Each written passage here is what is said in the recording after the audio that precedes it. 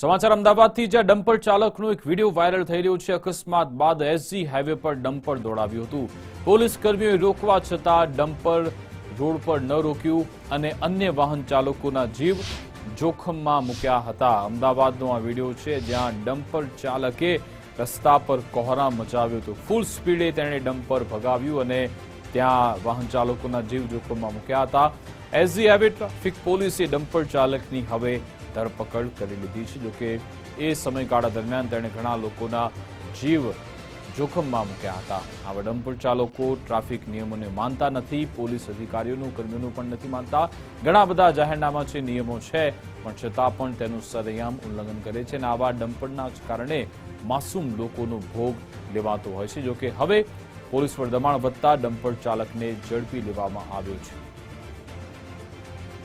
આજ અંગે વધુ વાતચીત કરીશું। અમારી સાથે ન્યૂઝરૂમથી સંજય જોશી લાઈવ જોડાશે। એ પહેલા એક નિવેદન સાંભળી લઈએ આખા ઘટનાક્રમને। એક ડમ્પર ચાલક જે દેવનગર પાટિયાથી આવતો હતો અને પોલીસે પૂરપાટ ઝડપે આવતો હતો। પોલીસે રોકવાનો પ્રયત્ન કરતા એ ડમ્પર ચાલક છે એ પોતે ટર્ન મારી અને પૂરપાટે ઝડપે ગફલતભરી રીતે એ ત્યાંથી પસાર થયો અને જે આરોપીને જે નંબરના આધારે ડમ્પરના નંબરના આધારે આરોપીની શોધખોળ કરી તાત્કાલિક લાવી કાયદેસરનો ગુનો દાખલ કરી અને આરોપીની અટક કરવામાં આવેલ છે અને દેવનગર પાટિયા જોડે એને રોકવાનો પ્રયત્ન કરતા પોલીસે એ ભાગી ગયેલ અને એ પાછો વળી અને ટર્ન મારી અને ડિવાઈડર ઉપર એની ગાડી પૂરપાટે ચલાવી લીધી। આરોપી મૂળ રાજસ્થાનનો છે અને ઓગણજના એના શેઠનું જે આજ અંગે વાતચીત કરીશું। ન્યૂઝરૂમથી સંજય અમારી સાથે જોડાઈ ગયા છે। સંજય, ભલે આ કિસ્સામાં પોલીસે ડમ્પર ચાલકને ઝડપી લીધો, પણ એ બતાવે છે કે આ લોકોને પોલીસ અધિકારીઓનો ટ્રાફિકના નિયમોનો કોઈ ભય જ નથી, કેમ કે કેટલીક જગ્યાએ કટકી પણ થઈ જાય છે। એટલા માટે જ આ લોકો આવી રીતે બેફામ ફરે છે અને સામાન્ય લોકોના જીવ જોખમમાં મૂકે છે।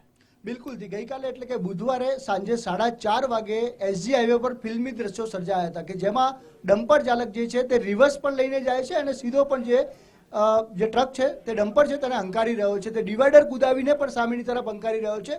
સમગ્ર ઘટનામાં લગભગ 4 થી 4:30 વાગ્યાના સુમારે તેને કોઈ વાહન સાથે અકસ્માત થયો હતો। ત્યારબાદ તેને બચવાનો પ્રયત્ન કરવાના ભાગરૂપે ડમ્પરને હંકાર્યું હતું। ત્યારબાદ સામે જ્યારે પોલીસ તેને દેવનગર પાટિયા પાસે મળી તેને રોકવાનો પ્રયત્ન કર્યો, તે વધારે ગભરાયો અને તેને યુટર્ન મારી અને ડિવાઈડર કુદાવીને સામેના ભાગે પણ ડમ્પરને ગફલતભરી રીતે તેને હંકાર્યું હતું અને તેના કારણે જે છે પોલીસે ત્યારબાદ જે ડમ્પર છે તેના નંબરના આધારે તેના માલિકની શોધખોળ શરૂ કરી હતી અને ત્યારબાદ જે છે આ આરોપી એટલે કે વેલારામ જે ડ્રાઈવર છે તેની ધરપકડ કરવામાં આવી છે, કાયદેસરની કાર્યવાહી હાથ ધરાઈ છે। પરંતુ મહત્વની બાબત એ છે કે જે રીતે તેને વાહન હંકાર્યું હતું, અનેક લોકો અનેક વાહનો અડફેટે આવી શક્યા હતા અને ઘણી મોટી ગમખ્વાર અકસ્માત સર્જાઈ શક્યો। જો કે કોઈ સદનસીબે કોઈ જાનહાની થઈ નથી, પરંતુ આ પ્રકારની જે ઘટના એસજી હાઈવે ઉપર સામે આવી છે તે હાલ ટોક ઓફ ધ ટાઉન બની છે। જી બિલકુલ, આભાર તમામ જાણકારી આપવા બદલ।